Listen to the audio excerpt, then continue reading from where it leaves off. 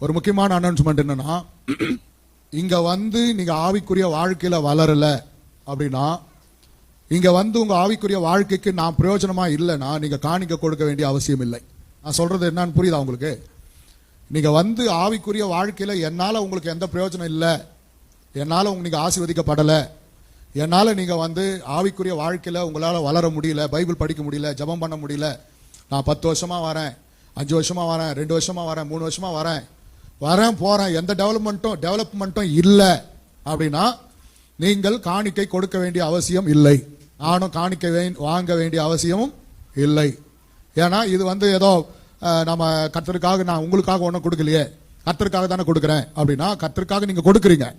ஆனா இங்க வந்து நீங்க ஆசீர்வதிக்கப்படணும், ஆவிக்குரிய வாழ்க்கையில வளர்ச்சி அடையணும், நீங்க ஆவிக்குரிய வாழ்க்கையில வளரணும், அதை நான் பார்க்கணும், கர்த்தருடைய நாமம் மகிமைப்படணும். இல்லைன்னா காணிக்கை நான் வாங்கியும் பிரயோஜனம் இல்லை, கர்த்தருக்கு நீங்க காணிக்கை கொடுத்தும் பிரயோஜனம் இல்லை. அதனால நான் என்ன சொல்ல வரேன்னு உங்களுக்கு புரியும்.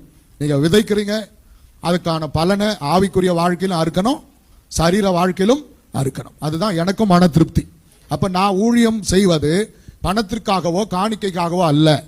அல்லேலூயா. ஒரு கூட்ட ஜனத்தை தேவனுடைய வருகைக்காக ஆயத்தப்படுத்துவதற்காக.